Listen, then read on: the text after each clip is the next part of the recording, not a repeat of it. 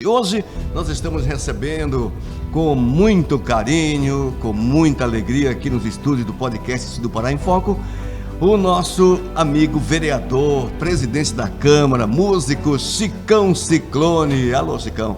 Tudo bem, Chicão? Tudo na paz? Graças a Deus. Que bom que você está aqui hoje, viu? Tudo na paz, graças a Deus. E vai ser com certeza um bate-papo muito gostoso aqui, né? Porque a gente vai falar um pouquinho de cada coisa aqui. Verdade. Pela segunda vez esse ano, né? Segunda vez, né? É uma honra. É uma honra vir pela segunda vez. A honra é toda nossa, acredite, aqui com vocês, viu? aqui do Sul do Pará em Foco. Sul do Pará em Foco, né? É o foco de todas as pessoas importantes, personalidades igual você, para toda a região sul do Pará e também para o Brasil, para o mundo todo. Todo o Brasil, isso aí. É isso aí. Chicão, hoje você é uma pessoa influente, você é uma pessoa de visibilidade no sul do Pará, né? Você agora chegou de Brasília uns dias atrás, foi lá buscar recursos para o município. Você é uma pessoa escolhida pelo povo para cuidar do povo de Tucumã. E eu quero saber como é que você chegou até aqui. Eu quero começar lá do comecinho da tua vida, desde menino. Como é que você chegou, quem te trouxe, como é que você veio, pra gente depois chegar aonde você está hoje. Eita, amor, você foi longe, ó, né? Voltei longe, né? Voltou longe. Rapaz, eu sou origem goiano, nasci em Goiânia, né? A família veio de Goiás? De Goiânia, mas saí lá com 3 anos de idade. 3 anos. É. E naquela época não tinha recurso de nada, né, amor? A gente veio de ônibus e eu lembro que a minha mãe, mas meu pai comprou aquele salame, fez aquelas paçocas de colocar na lata e a gente veio comendo isso na estrada pra Xinguara. Meu avô morava em Xinguara. Chegamos em Xinguara em 1977. Aí aquele tempo era Jetate. Meu pai já ganhou uma terra da Jetate e muito trabalhador. Em poucos tempos já tinha uma fazendinha, já tinha um gado. Em Xinguara. Então lá, ele com 3 anos, 4 anos de Xinguara, então ele achou que era pequena aquela terra. Ele veio um vizinho nosso para Tucumã e ele inventou de ir para Tucumã. Então, a gente saímos de Xinguara e viemos para Tucumã. Quantos eram? Quantos irmãos eram? Quantas pessoas estavam? Olha, era meu pai e minha mãe, nós era 5 irmãos, minha irmã já era casada. E aí veio meu cunhado com o irmão do meu cunhado que tinha casado com a prima minha. Então assim, veio em torno de umas 12 pessoas, 10, 12 Xinguara, pessoas. então vocês vieram para Tucumã? Todo mundo? Para Tucumã. Todo mundo? Pra e Tucumã. Quando você chegou aqui, você era menino ainda, né? Era. Mas você acompanhou toda essa sequência de Tucumã. Como é que era Tucumã? Nós chegamos em dezembro de 81. Quando nós chegou com a mudança em Orilândia, existia uma gurita, uma corrente que não deixou a mudança passar para Tucumã. Ah, do tempo da gurita. Justamente. Aí meu pai teve que investir no projeto da Gutierre, né? Que meu pai já tinha vendido a terrinha dele lá em Xinguara. Ele comprou aqui na P2, aqui na entrada do Coco, que hoje é do Tom Josa, grande parceiro Tom Josa. E meu pai comprou para que a nossa mudança pudesse entrar em Tucumã. Explica pro pessoal aqui nessa câmera aqui, explica ali o que era a gurita, porque tem muita gente que, principalmente a juventude hoje, né, o pessoal mais jovem, não sabe que existia uma gurita entre Orilândia e Tucumã. Até pouco tempo, o povo chamava Orilândia de gurita. Eu vou na gurita, não desfazendo, mas assim, é uma história, né, uma realidade que a gente viu. Então assim, na Orilândia tinha uma corrente, né, uma guarita ali, atravessada na corrente. E para entrar no projeto Gutierre, que tinha um projeto de primeiro mundo, tinha que investir no projeto Gutierre. Como você investia? Você comprava uma terra do Gutierre, você comprava um terreno para uma casa. Então assim, você tinha que contribuir com o município. Senão não passava. Não passava. Ficava lá. Muita gente. Aí nasceu Orilândia daí. Orilândia foi formada de pessoas que não conseguiu entrar para Tucumã. Entendeu? Aí foi formando aquela gurita. E quem é que vigiava essa gurita aí? Quem é que cuidava disso aí? É um assunto muito interessante, né? Historicamente para Tucumã e Orilândia. Era os encarregados da Gutierre, né? Tinha o segurança que não deixava as pessoas passarem. Tinha segurança. E a Andrade Gutierre tinha segurança. E não deixava as pessoas passar. Entendeu? Aí quem comprava passava. Quem comprava passava, quem não comprava ou voltava para sua origem, tua terra de origem, ou ficava lá. Muitas pessoas não tinham condições de voltar e começou a fazer a E o teu pai conseguiu passar para cá? Conseguiu passar. Comprou uma terrinha? Comprou uma chácara ali, da entrada da P2 ali, na entrada do Cuca ali. E a gente viveu naquela época, acho que meu pai era o único morador daqui pro Cuca. E a época de garimpo do Cuca era muito, muito forte, muito forte. Aqui tem o movimento de veronês, aqueles pau de arara, aquelas caminhonetes colocava aqueles bancos assim na carroceria, né?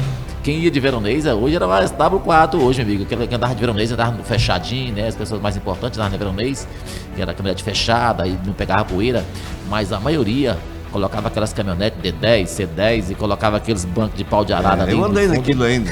Quando eu vim pra cá também, faz mais de 30 anos que eu vim. E andava. Mas eu não vim direto pra Tucumã, eu fui pra Redenção, né? Aliás, eu fui lecionar em Rio Maria, depois de Rio Maria, Xinguarda, e acabei em Redenção. E depois de muito tempo que eu vim pra cá. Mas vamos continuar então. Teu pai, quais foram as dificuldades que ele encontrou quando chegou aqui? A maior, assim, com tanta gente que ele trouxe. Malária. Tinha malária. Malária demais. E naquele tempo, tinha um hospital que era ali onde é Sucão, hoje lembro da um hospital. E aquele tempo dava malária demais. E a gente foi pro Carapanã, e o Carapanã só tinha meu pai daqui de São Félix, meu pai lá, que ia de pé, 3 dias de pé, 3 dias pra ir, pra voltar. De pé pro Carapanã? De pé, e longe, não existia PA. Existia, passava ali pela estrada do Pau Ferrado, ali pela P32, né? Se descia lá na 47 e voltava, picada, dentro do mato. E 3 dias de pé pra ir e voltar. Eu era criança, eu ainda consegui umas 2, 3 vezes só. E aí, mais uma das maiores dificuldades foi quando meu pai comprou essa terra lá, ele comprou 1000 alqueires. Meu pai veio com a Gutierre falou lá, olha, isso aqui são terras devolutas, isso aqui não tem dono. Porque tinha muitas terras que não tinham dono aqui nessa região, todo mundão pra cá era tomada. Então, com o passar do tempo, meu pai tinha a terra que ele mais investiu, fez casa naquele tempo, fez pasto, era do lado de cá do Carapanã. Com o passar do tempo, a Gutierre mudou a picada pro Carapanã, tirando assim meu pai, desapropriando meu pai lá, naquele tempo era muito longe daqui pra lá. Então foi uma das revoltas da população tucumã que invadiram o projeto Gutierre, que invadiram todas as terras do Gutierre naquela época. Não vou dizer que seja por causa do meu pai, mas meu pai, a história deles ter mexido com meu pai lá dentro, como colônia, né? Ajudou muito para que isso acontecesse. Pois é. E lá ele se localizou então no Carapanã. Por isso seu pai tem esse nome, sobrenome. Ele foi o Chiquinho do Carapanã. Primeiro colônio a habitar. E tem que avisar para ele que ele tem que vir aqui para contar essa história pra gente, que eu quero saber. Você de casa quer saber, Tucumã quer saber, porque gente, mas o que tem de história. Ele tem de história. Eu conversei com ele 1 hora esses tempos atrás, aí bati um papo com ele lá, ele tem muita história. Tá com quantos anos seu pai? Meu pai tá com 81 anos. 81. Mas é um cabo vaidoso, molecão. Não, mas tá inteiraço, né? Tá inteiraço, tá muito bem. Eu quero seguir ele, eu quero. Quando eu tiver com 80 anos, eu quero estar igual ele. Igualzinho, é complicado, viu? Porque ele tá muito bem. Deixa eu te contar uma história bem aqui. Uma vez aconteceu, já estava bem habitado, assim que o Gutierre tirou nós de lá, eu passou por um lugar que era mato, mais mato fechado, né? E nós fomos pescar, eu e um rapaz que eu chamava Branco, rapaz que morava nós foi pescar, eu e o Branco. Aí você tinha quantos anos aí? 12? Eu devia ter uns 12 anos, né? 12 anos. E na estrada, perto de casa, era tudo mata. Eu vi uma onça na picada, era só picada, né? Uhum. E aí, perto de casa, perto do barraco. Aí nós chegou em casa, nós voltou. Aí nós não queria falar pra minha mãe, meu pai, que nós tinha visto uma onça lá, porque ficou com medo da minha mãe ficar com medo, né? Aí eu falava que tinha visto a onça, aí o Branco, não viu não, é brincadeira, é mentira. E ficou naquela conversa. E você de ver que à noite, a onça veio no barraco, pegou um cachorro nosso dentro do barraco. Meu pai saiu gritando com essa onça e pedindo para trazer um facão, e ele pulou nela assim, daqui dessa coisa, gritando para trazer um facão, uma espingarda, e ela correu, deixou o cachorro. E o cachorro ainda conseguiu viver, ainda conseguiu salvar o cachorro. Mas o cachorro teve que vir embora pra rua, que quando passava, ele deitava no chão e passava um urubu, aquela sombra passava, assim, o cachorro saiu doido correndo da sombra do urubu. Então, assim, são histórias que... Mas a onça não matou a onça, não. Não. Conseguiu matar a onça. Matou não, correu. Até hoje tem onça por aí, rapaz. Tem.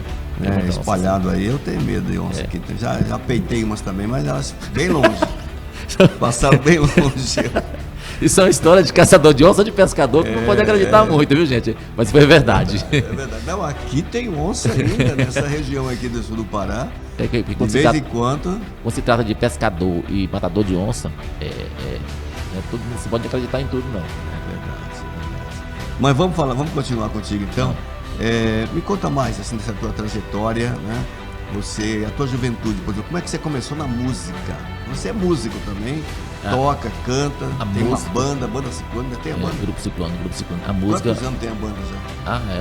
Comecei com ela em 2001, mês de 2001. Eita, tem mais 24 anos. 24 anos. A música, eu sempre fui apaixonado por música.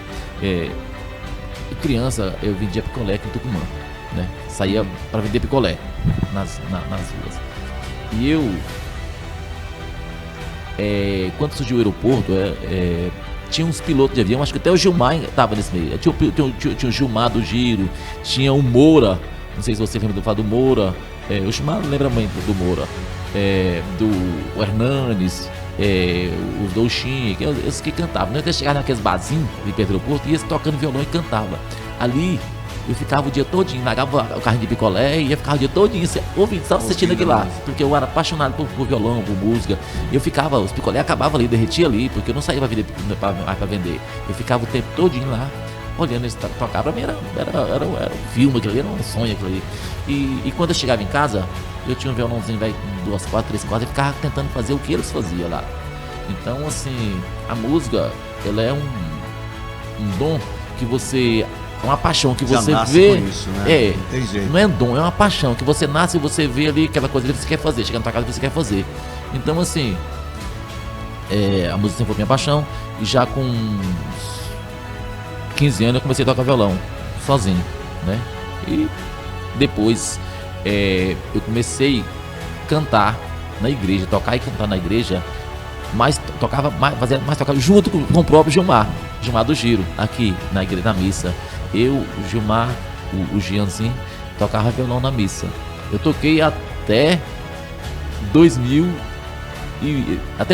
quando eu comecei a cantar nas noites, entendeu? Eu tocava na igreja, aí saí da igreja para ir para as noites, né? Quando eu comecei a cantar, saí da igreja, tocar na igreja para ir para as noites. E nas noites, não era muito fácil, mas era divertido. Músico, assim, ou você ganha muito dinheiro, ou você não ganha dinheiro. Entendeu? Mas se diverte muito. O bom do músico é porque ele faz o que gosta. O músico, ele só faz sucesso porque ele faz o que ele gosta. Entendeu? Por insistência própria. Aí vai que ele dá sorte ali e começa a cair na fama e ganha dinheiro. Mas tem muitos músicos iludidos assim que nem eu. Você ganhou dinheiro com música? Tem muitos músicos iludidos que nem eu. Mas vivi da música. Vivi da música, não posso reclamar. Ganhar um troco. Tudo que eu quis na música eu consegui. Hoje, no meu mundo, eu sou conhecido. No meu mundo, eu sou conhecido. Sou aplaudido e se eu quiser viver da música tranquilo, eu vivo da música tranquilo, sem problema. Mas hoje dá tempo de fazer aí um showzinho de vez em quando? Faço, toda semana. Eu acho que eu posso virar, se eu virar prefeito de Tucumã, vocês vão ver um prefeito tocando nas pontas de rua. E tu toca teclado também, né? Eu toco teclado, violão, guitarra, toco. Bem, assim. Deixando esse lado agora da tua infância, da tua juventude, eu quero entrar na política agora contigo. E o que é que te incentivou a, de repente, ser um político? Porque você foi vereador, né? Agora já está como presidente da Câmara, mas com que idade você resolveu que você queria ser político? E por que você queria ser político? Quem te incentivou? Quem colocou isso na tua cabeça? A gente tem um pensamento que a gente vê muitas vezes as pessoas e vê a vida daquelas pessoas, mas nunca imagina que a gente é capaz de viver aquela vida ou de conseguir aquilo que mete você. Então, assim, eu nunca fui político de paixão. A vida, a gente tem um propósito de Deus, que Deus te guia e você segue, né? O que Deus te der é lucro. E em 2008, eu estava, não sei porquê, por um propósito de Deus, eu estava filiado no PP, Partido Progressista. E no dia da convenção tinha vários candidatos, né? Mas todos os candidatos desistiram da candidatura. E eles saíram em busca de candidato para poder fazer, naquele tempo fazia as conjunturas, né? Você sentava um partido com outro e fazia, né, as conjunturas de partidários. E eles, para poder fazer com que o partido fizesse, sei lá, entrasse na política, não sair, saiu com a candidato. E eu talvez estava na lista, né, de filiados, e eles começaram 8 horas da manhã me perturbando. Não, você é candidato, você é candidato. Eu falei, não, minha mãe nem vai deixar, minha mãe não deixa. Você quantos anos você tinha? Não me lembro bem, mas 20. Uns 20, eu deveria ter uns 28 anos por aí já. Isso foi em 2008. Então, assim, eu falei, minha mãe não vai deixar. Isso, a professora Elisete Neves, a Alessandra Regina, o Eleildo, e vários outros, né, que era do partido. E minha mãe não vai deixar de jeito nenhum. E eles me iludiram. Por 5 horas da tarde, a minha mãe deixou. Não, pode ir. Se é por bem, pode ir. E eu nunca tinha dormido e sonhado com política. Eu apoiava o prefeito atual, sempre tinha apoiado o prefeito atual, meus vereadores sempre apoiavam o Júnior Bezerra, era o Mauro dos Santos, era a professora Jaci, eu votei para ela uma vez, ela não ganhou, mas eu votei para ela uma vez, assim, né? Eu era muito amigo do Gilésio, né? Então, assim, quando ela deixou, já era 5 horas da tarde, já fechou a ata, eu já assinei como candidato. Mas sem experiência, não sabia nem como é que pedia voto. E naquela época, eu tirei 344 votos. E foi uns 4 vereadores eleitos com menos de 200 votos. Uns 4 vereadores foram eleitos menos de 200 votos. E eu tirei 344 votos. Mas, como eu não tinha experiência, eles queriam um partido para poder fazer a legenda. Eu fiquei pela legenda. Fiquei pela legenda.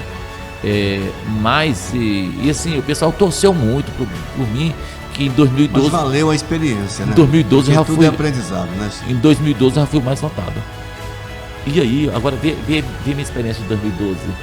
Em 2012, minha mãe vendia leite, né? E eu pulei uma parte da minha vida que eu fui pintor. Eu fazia desenho, né? Pintor. Então... naquele tempo não tinha muito negócio de gráfica, essas coisas assim, né? Eu era na mão mesmo. Durante o dia, eu saía pedindo voto. E à noite, eu pegava essas PVCzinhas, as plaquinhas, cortava, escrevia Chicão Ciclone e o número. Era 11.222. E fazia aquelas monte, deixava lá. Artesanal mesmo. Durante o dia, minha mãe vendia leite, aquele pessoal passava, pegava aquela plaquinha, levava para casa dele, colocava. E eu consegui num feito que... quase toda a casa da Palmeira tinha uma plaquinha daquela. Eu me orgulho disso até hoje aí, falando, repito. É uma aceitação assim muito grande, muito grande. Aí foi quando eu fui eleito pela primeira vez. Foi 2012, né? 2012, isso. 2012. E agora você está com qual é esse mandato? É o terceiro seu? Terceiro mandato. Terceiro mandato, né? Terceiro mandato. E agora me diga, é uma coisa que eu acho que eu tenho curiosidade, você de casa também tem. Muitas pessoas têm curiosidades. Como é que é ser presidente de uma Câmara Municipal, onde você tem 13? 13 vereadores. 13, são 12, né? Você 13. Pessoas com pensamentos diferentes, com partidos diferentes, ideologias diferentes, eleições diferentes. E como é que você consegue conciliar todas essas diferenças na Câmara Municipal, né? E conseguir tocar para que não haja tanta briga, tanta divergência? Sendo justo. Ali, no meu primeiro mandato, eu sofri muito. Eu não tenho que reclamar de ninguém, não tenho que falar, estou falando da minha vida. Em 2012 eu não consegui quase nada, então no meu primeiro mandato não consegui muita coisa, não consegui fazer uma carreira política, não consegui, mas assim, consegui fazer o que eu dei conta de fazer. Mas a presidência da Câmara, ele é um poder único. ali o vereador que quiser, que viaja o que o presidente deixar, o que der, ele dá diária para quem ele quiser. É ordenador de despesa. A despesa dele é ordenada porque ele responde por aquela despesa. Então, qualquer outro vereador dentro da Câmara vai ter o que o presidente ordenar. Entendeu? Mas graças a Deus eu tenho uma convivência muito boa com todos os vereadores, todos eles, sem exceção, sem Você conseguiu há pouco tempo? Justamente. Tanto é que eu fui presidente no meu segundo mandato, né? Eu fui presidente e fiz um trabalho, consegui fazer um trabalho de gestão para todos os vereadores. Todos tinham o mesmo que eu tinha, coisa que ninguém nunca fez. A gente conseguiu comprar carro, conseguiu comprar moto, conseguiu fazer um patrimônio para a Câmara que não existia. Então, assim, não desfazendo de outros presidentes que passou, que já passaram, eu tô contando a minha história, entendeu? Então, assim, hoje você já conseguiu aquela experiência toda do passado, né? Que você está usando hoje eu para fazer essa conciliação. Fui reeleito presidente da Câmara com todos os votos dos vereadores, todos, sem nenhum problema, sem gastar dinheiro, só por conhecimento e acreditar. O povo acredita. Você conseguiu conciliar as diferenças dos partidos. Isso. Né? Agora, deixa eu te fazer logo outra pergunta, que nós já estamos com o tempo, nosso tempo está curto. Como é que está a relação do presidente da Câmara com o mandatário municipal, o prefeito Dr. Celso? Muito boa, 100%. A gente consegue sentar, não só eu, como presidente da Câmara, mas como qualquer outro vereador, e planejar o futuro do nosso município. Planejar. Você tem reunido com o prefeito? Sempre. Por exemplo, o que é planejar o município? A gente sempre apanhou no nosso município questão de estradas, ruas, estradas vicinais. E a gente apanha até hoje. Mas a gente senta e destina. O prefeito fala, hoje a gente conseguiu 10 km de asfalto.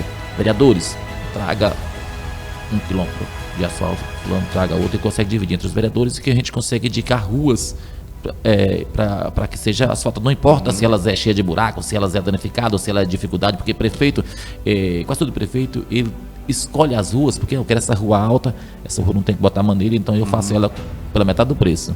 E muitas ruas tem que implantação de maneira, drenagem de água, então acaba. Mas, graças a Deus o prefeito nosso fica maior, né? Nosso prefeito não tem esse problema.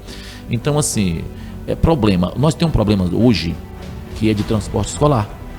Problema sério, que sempre teve em Tucumã.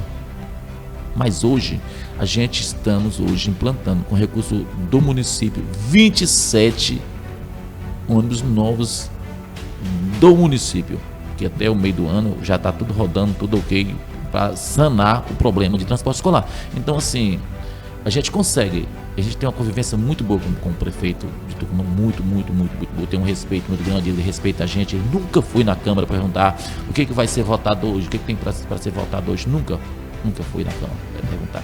E qual é a sua perspectiva, assim? Qual é o seu pensamento com relação a Tucumã? O que é que você desejaria? O que é que você daria de presente para Tucumã dentro da tua gestão como presidente da Câmara nesses 2 anos, né? 2 anos. 2 anos que você está na presidência. O que você mais gostaria, assim, a vontade que você teria que fazer? A gente, quando está fora da política, a gente vê uma realidade. Se eu fosse político, eu estaria lá, eu ia fazer isso, eu ia fazer aquilo. Mas quando você debate, quando você chega lá dentro, você debate que a vida pública não é tão fácil assim. Para você ter uma ideia, projeto de vereador, ele não pode custar R$1. Qualquer projeto, eu vejo vereador falar, se eu ganhar, eu vou fazer uma calçada, eu vou fazer uma represa. Qualquer vereador não pode fazer projeto que custe R$1 para o município. Então, então tem muita dificuldade pra gente. Eu tenho sonho de ver nossa cidade toda asfaltada, de ver a zona rural toda, não tiver asfaltada, mas toda limpinha, toda arrumadinha, de ter escolas padrão, a Escola Santo Antônio em todos os setores do nosso município, e de ter uma cultura à altura.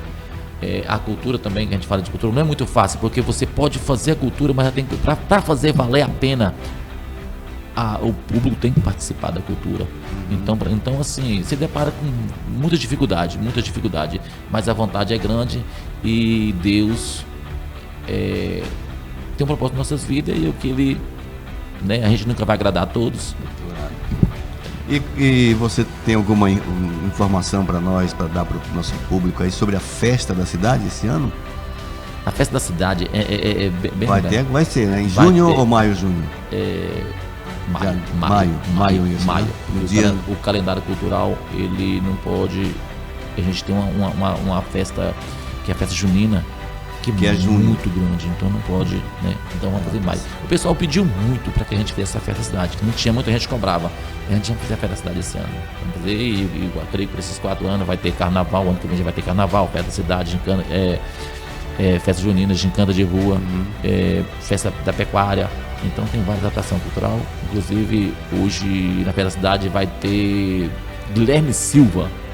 Eu acho que é um cantor hoje de forrozeiro mais assim. Eu vi mais aceito. Não me lembro o nome agora. É daquele de se já pode ir preparado, com a botina para dançar a noite toda, mulherada. Não vá de salto alto, porque vocês vão deixar o salto lá naquele broquete lá, viu? Vai. Chicão, eu quero agradecer a sua presença aqui no podcast Sul do Pará em Foco. Hoje, contando a sua história, contando um pouco da sua vida, mas deixando participar um pouquinho, né, dessa sua experiência política, sua experiência de vida. Você também que é um dos pioneiros aqui da cidade, junto com seu pai. Avisa seu pai que eu quero. Vai ser quase impossível trazer ele aqui, mas vamos tentar.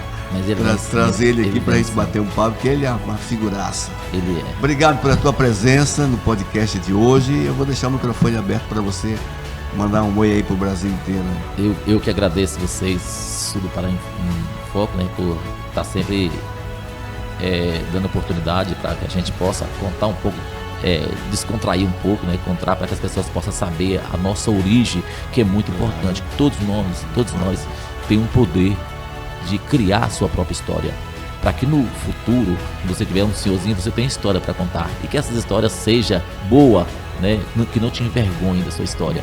Então eu quero agradecer vocês por estar sempre abrindo as portas para que a gente possa descontrair um pouco, contar, para que o pessoal possa saber da nossa origem, da nossa vida, né? Só quero agradecer mais uma vez a vocês que estão nos ouvindo aqui do Sul do Pará em Foco e dizer, não só eu, mas como toda aquela Câmara, o Poder Legislativo está de portas abertas para fazer aquilo que for cabível dentro do nosso município. Vamos lá. Valeu? Obrigado ao nosso querido Chicão Ciclone. Ele é vereador e presidente da Câmara Municipal. Foi uma entrevista muito gostosa, muito boa. Espero que você tenha gostado também, você de casa. E a gente se vê no próximo encontro, no nosso próximo podcast, com mais um entrevistado, uma pessoa de destaque da nossa sociedade, da nossa comunidade aqui do Sul do Pará. Sul do Pará em Foco. Até logo, até mais, até breve.